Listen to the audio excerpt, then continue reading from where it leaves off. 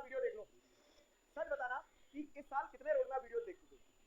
और अगर इस वीडियो को भी एक और रोड मैप वीडियो की तरह देख लोगे और काम नहीं करोगे तो मत देखो, वीडियो बंद कर दो।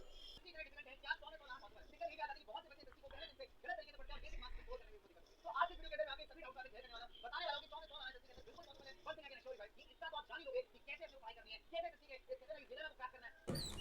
Hello friends, welcome back to our channel. मेरा नाम है हिमांशु यादव और मैं हूं क्लास 11th में, जिसने लिए पीसीएम एज ए स्ट्रीम। दोस्तों, आज की वीडियो क्लास 10th वालों के लिए बहुत ही ज़्यादा इंपॉर्टेंट होने वाली है। क्यों इंपॉर्टेंट होने वाली? हमने देखे तो पता चल ही गया होगा कि आज मैं बताने वाला हूं how I scored 94 out of 100 in SST exam. दोस्तों, मैं बहुत ज़्यादा तो नहीं तीर मार लिया मैंने और एक डिसेंट सा मार्क स्कोर बस किया है, लेकिन मैं कुछ चीज़ें जो शेयर करना चाहता हूँ, जो आप लोगों को पता हो तो शायद आपके मार्क्स बहुत कम आने वाले हों मेरी तरह, तो वो भी बहुत अच्छे आ सकते हैं। तो वो क्या सारी चीज़ें हैं वही आज की इस वीडियो में बताने वाला हूँ। दोस्तों, मैं सबसे पहले बता दूं कि मैं बहुत ही आज तक से कभी भी क्लास में टॉप में तो नहीं आया हूँ। बस एक ऐसा स्टूडेंट है जो सारे लोग रिलेट कर सकते हैं, ऐसा कि जो 6-7 पोजीशन पे आ रहा है, टॉप 10 में कभी आ रहा है कभी नहीं आ रहा है, 80-90 के बीच में परसेंटेज आने वाले हैं। आई थिंक आप लोग इसे रिलेट कर पाओगे। तो मैंने ऐसा क्या किया कि मेरे 94 मार्क हैं। वैसे तो एसएसटी को माना जाता है बहुत ही इजी सब्जेक्ट है, पर मेरे लिए नहीं था, क्योंकि एसएसटी का सिलेबस इतना होता है कि साल भर बच्चा उसको नेग्लेक्ट करता रहता है। अभी मंथ आ चुका है अक्टूबर, जब मैं वीडियो शूट कर रहा हूँ तो 3 3 अक्टूबर है।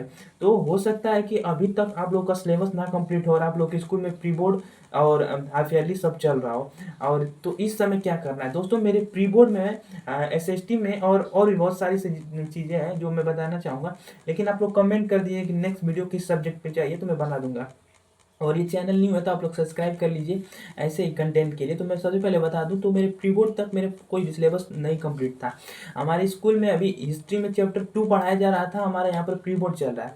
वैसे ही स्कूल के भरोसे रहते तो नहीं हो पाता। तो करना क्या है, तो अभी हो सकता है कि बहुत सारे लोगों का जो सिलेबस है अब तक तो नहीं कंप्लीट हुआ होगा। आई एम श्योर कि बहुत सारे 90% लोगों का नहीं होगा, और जिनका हो गया है वो गजब, नेक्स्ट लेवल है, उन लोगों के लिए अलग है।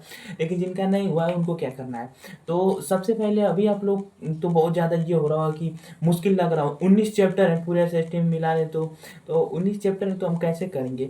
तो 19 चैप्टर को ऐसे नहीं देखना है, हमें देखना है हिस्ट्री में 4 है, इकोनॉमिक्स में 5 से हैं क्योंकि कुछ कट चुके हैं। ऐसे करके सब्जेक्ट वाइज इसको डिस्ट्रीब्यूट कर लेना। ऐसे करेंगे तो हम किसी भी चीज़ को जब डिवाइड कर देते हैं तो ईजी लगने लगता है। तो मैंने क्या गलती की थी कि मैं परफेक्शन के पीछे भाग रहा था। मुझे लग रहा था कि नेशनलिज्म इन यूरोप है, जब तक मेरे को हर चीज़ पता नहीं होगी तब तक से मैं कैसे क्वेश्चन प्रैक्टिस करूंगा। एक डार्क रियलिटी बताना चाहिए। डार्क क्या एक हार्श ट्रूथ है कि जो हमारा पेपर होता है वो 70% प्रैक्टिस पर डिपेंड करता है। आप लोग कितना भी थियरी पढ़ लें, आप पूरा एक चैप्टर को 3 बार पढ़ लीजिए और प्रैक्टिस नहीं करेंगे तो मेन एग्जाम में जाएंगे तो उतना अच्छा नहीं कर पाएंगे, उतना मेहनत करने के बाद ही, क्योंकि जो 70% गेम होता है पूरा प्रैक्टिस का होता है। आप इसलिए हम सबसे पहले अभी आपको करना है सिलेबस कंपटीशन पे रहे कि आप जल्दी से 80 to 90% सिलेबस कंप्लीट कर लें। और जो ये मंथ है अक्टूबर, यही होता है गेम चेंजर। मैंने भी लगभग नवंबर या दिसंबर में शुरू किया। मैंने तो लेट स्टार्ट किया था, आप लोग को लेट नहीं करना है, क्योंकि यही तो है, दूसरों की गलतियाँ सीखेंगे। अगर आप लोग गलती कर देंगे तो फिर आप मेरी 13 मार्क्स कट जाएंगे, जैसे मेरे 6 मार्क कट गए।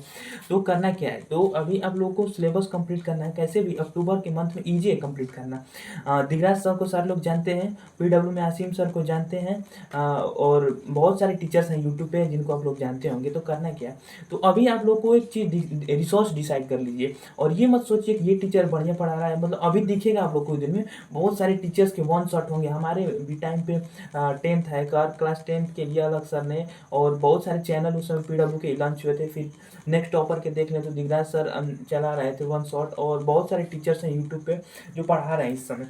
तो अभी 2 टाइप के स्टूडेंट होंगे। हाँ, तो आप लोग को एनसीईआरटी लेना है और उसको रीड नहीं करना है। ये तो गलत पॉइंट है, अगर रीड कर सकते हो तो बहुत अच्छी बात है, लेकिन अभी आपको लग रहा है कि रीडिंग करने में बहुत ज़्यादा टाइम जाएगा, लंबे लंबे चैप्टर हैं।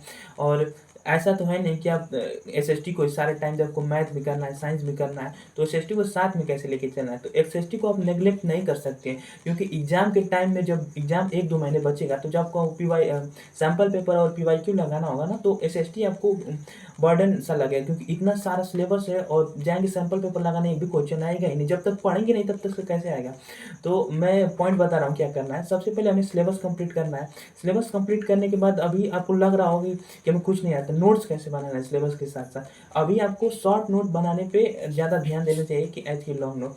मतलब वन शॉट देख रहे हैं तो जो पॉइंट आ रहा है समझते जा रहे हैं, जहाँ लग रहा है मैं भूल जाऊँगा उसको लिख लीजिए। रफ फॉर्मेट में नोट्स, किसी को बेचने थोड़ी है नोट्स, आप बस खुद को समझ में आना चाहिए। फिर ऐसे कर करके सारे चैप्टर्स को आपको पहले सिलेबस खत्म कर लेना है। फिर उसके बाद सैम्पल पेपर मतलब सैम्पल पेपर लगाना है। और सैम्पल पेपर लगाने के उस टाइम तब तक नवंबर दिसंबर तक तो आप लोगों के 2 प्री बोर्ड होने वाले हैं, सॉरी 2 बोर्ड होने वाले हैं। तो अभी सैम्पल पेपर तो लगाना ही पड़ेगा। लेटेस्ट वाला आशा करता हूँ आप लोग ले लेंगे, पिछले साल का तो फॉलो करने का कोई फ़ायदा नहीं है क्योंकि पैटर्न तो सब चेंज हो चुका है। तो आप लोग को क्या करना है कि सिलेबस सबसे पहले हमें ट्राई करना है कि सिलेबस फिनिश कर लें।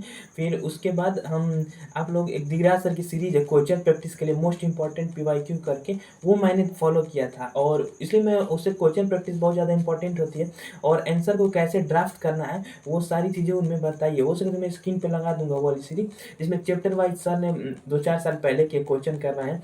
तो उसमें क्या करना है कि जो सर क्वेश्चन करवा रहे हैं उस क्वेश्चन को पढ़ लेना है और खुद लिखने का ट्राई करना है। ऐसा नहीं है कि वो आप पूरा लिख लेंगे, बस की पॉइंट्स लिखिए कि हम क्या क्या ऐड कर सकते हैं। जितना आप लोग के पास इंफॉर्मेशन होगी आंसर उतना अच्छा से बना के लिख पाएंगे। इसे कहते हैं बना के लिख दो। जब कुछ 2 ही पॉइंट पता है, अब आ रहा है ऐसे, अब डायरेक्ट क्वेश्चन तो आएगा नहीं, अब लिखना है 5 पॉइंट में, 5 नंबर का क्वेश्चन है तो 5 चीज़ें तो कम से कम पता होनी चाहिए तभी तो बना के लिखेंगे। इसलिए अब ये तो है नहीं, पैराग्राफ में नहीं, हमें पॉइंट फॉर्मेट में लिखना है। तो वहाँ से हम क्वेश्चन प्रैक्टिस कर लेंगे और यही चीज़ करने से हमें बहुत ज़्यादा हेल्प होगी। और syllabus competition, second question practice वहाँ से, और वो सारी चीज़ें करते करते आप लोग को 2 महीने तो आराम से बीत जाएंगे। फिर आप लोग फुली प्रिपेयर्ड हो गए सैम्पल पेपर लगाने के लिए। तो आप लोग, मैंने तो ओसवाल का लिया था और ओसवाल का मुझे बढ़िया लगा क्योंकि यहाँ पर रिपीटेड जो PYQ होता है वो सैम्पल पेपर में भी ऐड कर दिया जाता है और उसको इम्प्रूव करके, मतलब कि न्यू पैटर्न के हिसाब से। तो इससे 2 फायदा होता है, आपका PYQ भी कवर हो जाता है और जो न्यू तरीका है, मतलब जिस पैटर्न पे पेपर आने वाला है, जो डिफिकल्टी लेवल है, कॉम्पिटेंसी बेस्ड क्वेश्चन बोला जाता है, वो भी प्रैक्टिस हो जाता है। तो सैम्पल पेपर मैंने लगाया था। फिर इसके बाद आप लोग के पास टाइम ही नहीं बचेगा। टाइम बच जाता है तो फिर से उसी चीज़ को रिपीटेशन में करना है, नोट्स को रिवाइज करिए, सैम्पल पेपर लगाइए और चैप्टर वाइज PYQ तो लगा ही चुके हैं। और फिर उसके बाद अब एग्जाम के टाइम के बीच हम PYQ प्रैक्टिस करें। बस यही सब है NCERT। और जो आप लोग लेक्चर अटेंड कर रहे हैं, तो मैंने बोला था NCERT नहीं पढ़ना है, इसका मतलब ये नहीं है कि हम NCERT को नहीं छूएंगे। कहने का मतलब ये था कि सर के साथ साथ वो NCERT के साथ ही दिगरा सर पढ़ाते हैं, मैंने तो उनको फॉलो किया था। अगर किसी एक टीचर को फॉलो करेंगे तो NCERT के साथ ही करें, तो साथ में उसको हम इंपॉर्टेंट चीज़ को हाईलाइट करते चलना है और टाइम टाइम पे उसको रिवाइज करना है।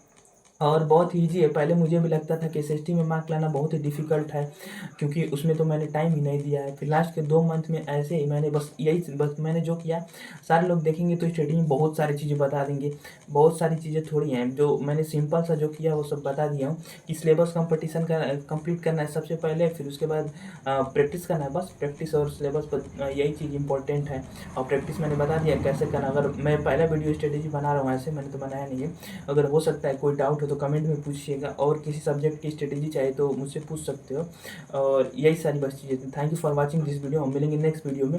अगर आपको जानना है कि how I scored 96 out of 100 इन हिंदी तो कमेंट कर दीजिएगा, हिंदी के लिए मैं बना दूंगा। Thank you.